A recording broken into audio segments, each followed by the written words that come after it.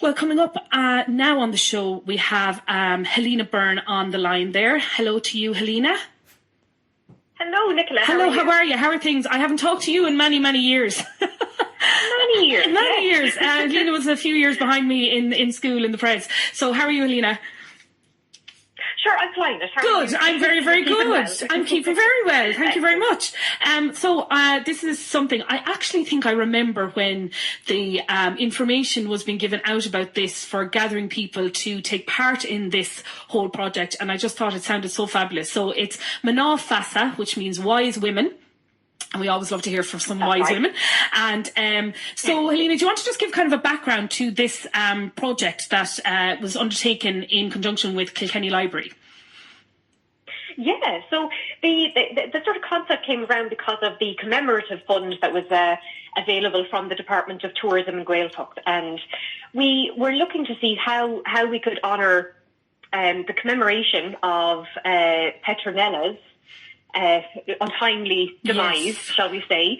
Petronella, of course, was the first woman in Europe to be tried for witchcraft. So she had a very unfortunate end. Yes, poor Petronella. So we were looking at that and thinking, my God, how far we've come in Kilkenny. Thank God, thankfully, for women and for the experience, women's experiences in life, really, in living Kilkenny, being from Kilkenny, growing up in Kilkenny. So we came up with the idea that we wanted to interview older women who are connected with Kilkenny in that sense, women who haven't had the opportunity to share their stories before. So I was fortunate enough to meet with dozens of women over the last, I think, 8 months now, I'd say. A lot of cups of tea have been had. Yeah, sure. And really just chatting with them about their childhoods, about what Kilkenny itself was like back in, we'll say, the 50s and the 60s. Yes. I spoke with quite a wide age range, from about, women in their 60s to, I think the oldest lady I spoke with was 98. Oh, amazing. So you're really getting a lot of different perspectives when you're speaking with people of such an older generation. And then the project itself was sort of twofold. There was that aspect of it, speaking with older women, but I also worked with some transition year students from Loretto. And the challenge they set out for themselves was to gather stories from women, not necessarily from Kilkenny, but older women in their lives. So it could be, nowadays in Kilkenny, you've got students in Loretto who are from all parts of the world, or their background will be from all parts of the world. So we've garnered a collection of stories that don't just come from Kilkenny. We've got stories from Africa, we have stories from Ukraine, and it's incredible, and I think it's a really nice reflection of really how far we've come and what the society of Kilkenny is today for women. And I suppose this idea... continue. On, but no, not at all. I suppose this idea of getting... when I'm talking about this. Well, I mean, you don't want to be any other way when you're doing a project like that. This idea of speaking to people to gather their stories is so important, because if we don't, they're lost, and I think in a country like Ireland, where the tradition of storytelling it's in our bones, and to continue that on is such a lovely, lovely thing. I also think it's really important to get the voices of older people who can often be forgotten. So I think the whole idea is fabulous, and especially women their voices haven't been recorded, let's face it, in the past. When you look at, I don't know what the statistic is, but there's something like all the different statues that you see in London of different historical figures, so few of them are actually women, because women were just erased from history, and of course they played a role, Absolutely. And even when we do learn about women in history, it is usually from the male perspective. Yes. It wasn't women writing their own history. It's from a completely different perspective. So it was really lovely to sit down and actually speak with these women about very simple things, not just their larger, more historical events that they might have experienced, but the simpler things. Something that came up regularly was rural electrification and getting a washing machine. Yes, of course. Getting a washing machine. Sure, game-changing. For a woman in Kilkenny, it was, say, the 60s or 70s. That was a big deal. Of course, especially when you think of how big some of the families would have been at the time as well. Absolutely. Absolutely. And I mean, we think we have it hard nowadays with nappy changes and things like that. Imagining not having a washing machine and having goodness, it actually doesn't bear thinking about that. I know. Yeah, I know. It's wonderful though to think that these, I think a lot of these women would have maybe been silent on a lot of kind of how difficult that was, because it was kind of like you just put up and shut up and this is your lot kind of thing. And I'd say there are an awful lot of these women that have carried that in their lives into their old age now, and for them to get a platform to be able to speak about these things, I think particularly as you get older, let's face it, we all get a little bit less kind of wary of what people think when we say certain things, and for them to be at that point in their lives, there's a lovely freedom in that for them. Absolutely, absolutely.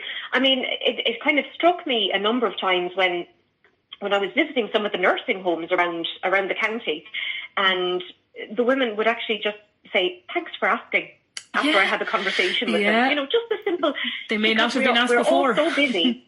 That's it. And we are all so busy, and even, the wonderful staff in a lot of these nursing homes, they just simply are run off their feet with doing the practical things. They don't, a lot of them don't have time to just sit down and say, "So Mary, how was your childhood?" That opportunity rarely actually arises. So it was lovely to actually just give them the chance to just share their memories, really, and reminisce a little bit. And have they listened back or gotten a chance to listen back to any of their stories? Sometimes when and I say this as someone who speaks on the radio, it's hard to listen back to your own voice sometimes, Yeah, well, so far, everybody seems fairly happy, thankfully. So, there's a few ladies now who said, "Oh, God, I don't want to listen to your voice," I know. that sort of way. But overall, I think they're all pretty happy with how they come across in that.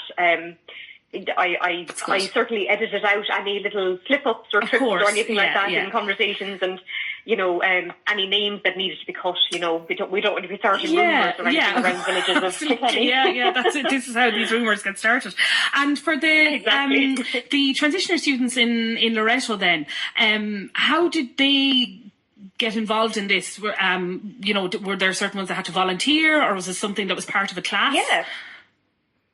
Exactly. No, they volunteered. So I didn't really know what to expect. I rarely work with teenagers, to be honest. I do a lot of work with primary age children, so I really wasn't sure what to expect when I was going into the Loreto. But I came across the most fantastic group of girls, about 20 students that decided they wanted to take this on. And I worked with them to develop their storytelling skills and really sort of introduce them to what oral storytelling is, because it's something that you don't really come across very much anymore. And their public speaking skills and the way that they were going to perform the stories. And then they had about 3 to 4 weeks where they all went in their own direction, and they decided on a woman, any particular woman who was connected with them. So it could be a relation, it could be a family friend, some older woman within their little village, that they wanted to sit down and interview. And the feedback that a lot of the girls came back with was that these were women such as their grandmother or older family friend, maybe a friend of their mother's, that they've known for years. But then suddenly they discovered this completely different aspect of that lady's life, and probably learned things that they never knew about them. Really, exactly. And the stories are all so different. It's just I can't even describe to you. Some of them are historical. There's one girl whose grandmother was living in the Roar during the War of Independence. Wow. I won't give everything away because it will be in the podcast. It's an incredible story, really a heart-wrenching story. And then you've got other love stories that came from from one girl's mother. She spoke about her sort of like a romance when she was a teenager, and again, that student found out something completely different about her mother's life and I suppose background. When you're thinking of you kind of almost nearly can't imagine your mother or your grandmother, like having a life before family, and that they would have met their former boyfriends, at dances, and they would have had a social life outside of what their family unit is now. And it's almost something that isn't really spoken about, that this life that I existed as a human being before I was your mother, your grandmother, your grandaunt, or whatever. People don't think of these things. So again, it's lovely to give people that platform to share these stories that they maybe haven't spoken about in many years. That's it, exactly. Stories that they haven't even had the chance to think about. Because again, we're all so busy. So I think it was sort of healthy in that sense that these girls went home and sat down with their mothers or their grandmothers and said, tell me, what did you get up to when you were a teenager and so forth, And it's important to bridge that gap. That all of the stories... Exactly, what you notice with all of the stories, even though they're all completely different, they're all a human story. You can. It doesn't matter whether this event happened in the 1920s or whether they happened yesterday. You can really, I think everybody can sort of relate to all of these stories in one way or another. Yeah, because I suppose when you think now of what young people or any age really are watching on TV, the historical dramas and all of these kind of things. Now I know they're obviously exaggerated for television or for film or whatever, but there's still a huge interest in stories of the past.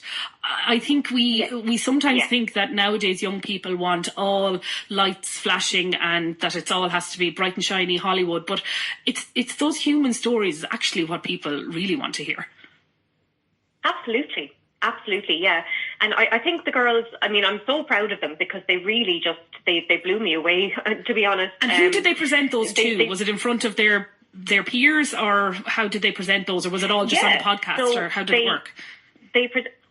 Both, actually. So they did present them in the Mayfair just the end of last year when they had sort of finished composing them and rehearsing them.